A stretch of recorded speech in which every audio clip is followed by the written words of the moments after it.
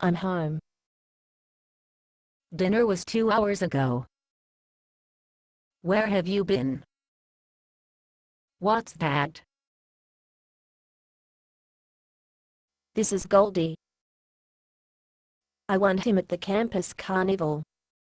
Isn't he cute? You didn't say anything about going to the campus carnival. I'm sorry.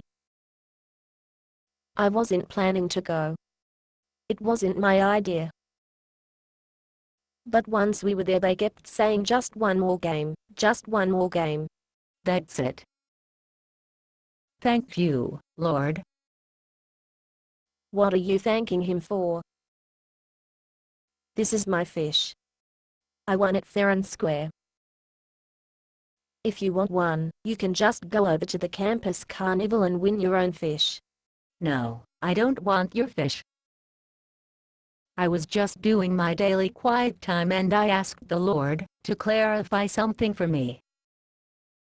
Then, not 5 minutes later, I see you with a goldfish. This is your way of reminding me that I haven't done my quiet time yet. No, this is my answer to prayer. Really? All right, what were you praying about? Well, I was reading John 15 verse 5. Hey, I know that one.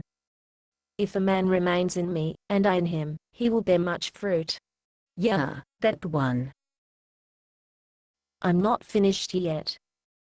Apart from me, you can do nothing. There, I'm finished. I feel really spiritual now.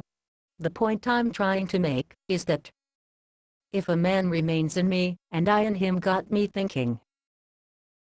It's physically impossible for two things to be inside of one another at the same time.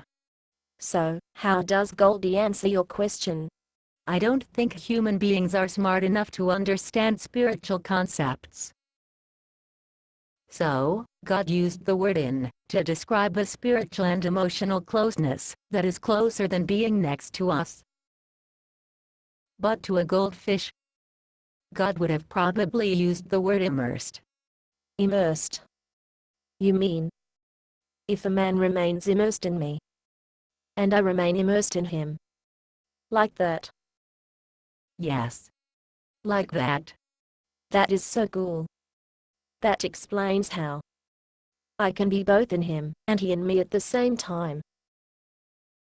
The fish is in water, but the water is also in the fish, flowing through his gills. That's what I was thinking. But I'm not talking about physical immersion. And I don't think God is talking about being physically inside of us either. I'm talking about emotional and spiritual immersion.